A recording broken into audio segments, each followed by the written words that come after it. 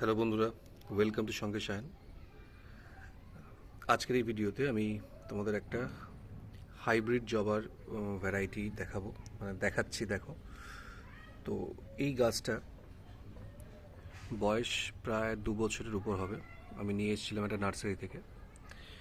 তো গাছটার গ্রোথ খুব বেশি নেই, দেখো, মানে ম্যাক্সিমাম হয়তো 1.5 ফুট হবে, কিন্তু গাছটায় অজস্র কুঁড়ি আছে, অজস্র ফুল ফুটছে।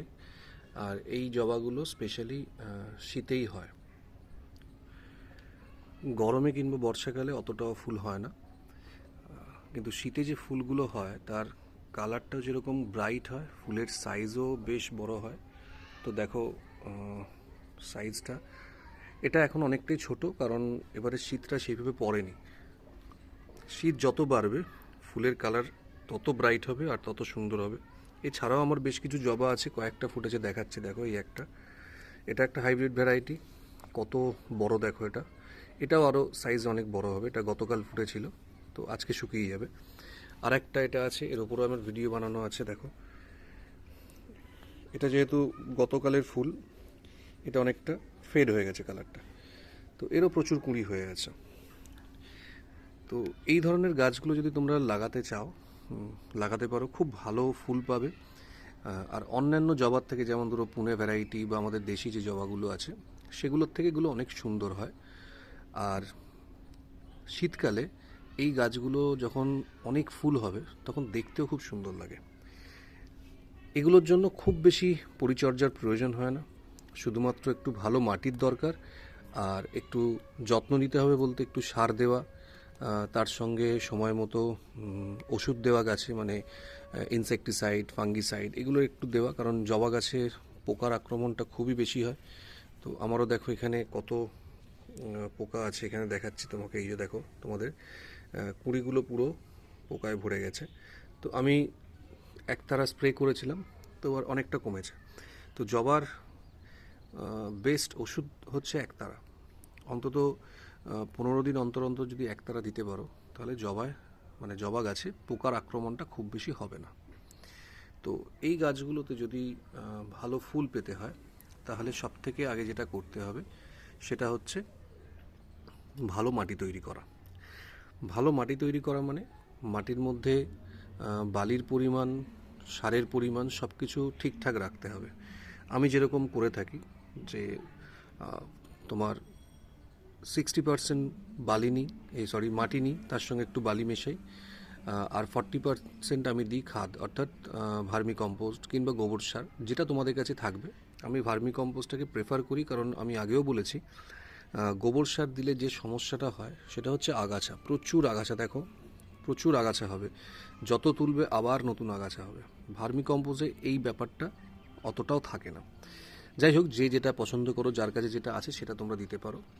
তবে এই সারের যে আমি পরিমাণটা বললাম, এইটাই ঠিকঠাক করে রেশিওতে দিতে পারলে কিন্তু গাছটা খুব ভালো হবে।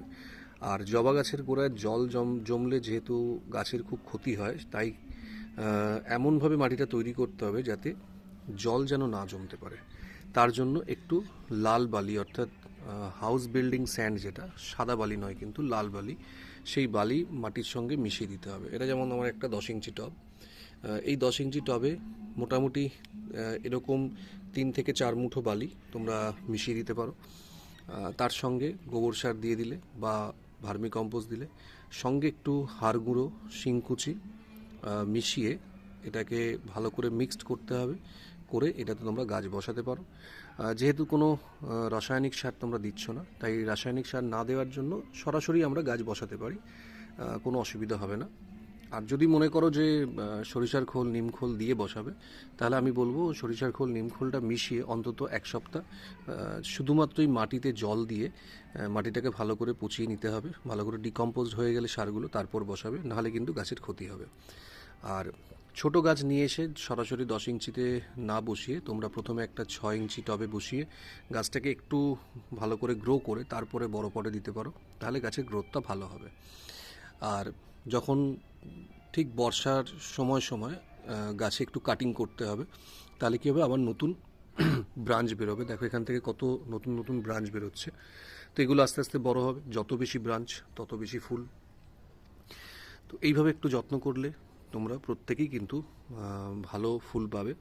তবে বর্ষাকালে কোনো রকম সার দেবে না যখন বৃষ্টি হচ্ছে, বর্ষার আগে একটু সার দিয়ে দেবে। আর ঠিক বর্ষাটা যখন শেষ হবে, অর্থাৎ শীত শুরুর অন্তত 1 থেকে 1.5 মাস, মিনিমাম 1 থেকে 1.5 মাস আগে একটু ভালো করেই মাটিটাকে খুঁড়ে নিতে হবে এবং বেশি পরিমাণে তোমার ভার্মি কম্পোস্ট দিতে হবে, একটু হাড় গুঁড়ো, শিংকুচো এগুলোকে চারিদিকে দিয়ে, একটু সরিষার খোলও দিতে পারো, নিম খোলও দিতে পারো, দিয়ে ভালো করে মাটিটাকে বুঝিয়ে দিতে হবে। দিয়ে যেরকম নিয়মিত জল দাও, জল দিতে হবে। তাহলে কি হবে, গাছ ঠিক শীতে যখন ফুল দেবে তার ঠিক আগেই কিন্তু গাছের গ্রোথটা খুব ভালো হবে, নতুন নতুন ব্রাঞ্চ বেরোবে, তার ফলে ফুল অনেক বেশি পাওয়া যাবে। কিন্তু শীতে যদি শুধুমাত্র শীতে পরিচর্যা করো তাহলে কিন্তু গাছের গ্রোথ ভালো হবে না। তাই শীত আসার আগে, অর্থাৎ গাছ যখন ফুল দেবে তার আগে থেকে আমাদের পরিচর্যাটা করতে হবে, তাহলে আমরা ভালো ফুল পাবো।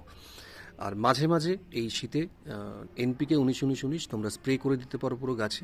তাহলে কি হবে, গাছটা আরও সতেজ হবে, নতুন নতুন ব্রাঞ্চ বেরোবে এবং ভালো ফুল পাবে। তো আমি এটুকুই যত্ন করি, এর বেশি আমি কিছু করি না। যেটা করি সেটাই তোমাদের সঙ্গে শেয়ার করলাম। তোমরা এইভাবে করে দেখো, আশা করি তোমরাও ভালো ফুল পাবে। তো আজকের ভিডিওটা কেমন লাগলো অবশ্যই জানাবে, ভালো লাগলে শেয়ার করবে, সাবস্ক্রাইব করবে। খুব তাড়াতাড়ি দেখা হচ্ছে আবার একটা নতুন ভিডিও নিয়ে।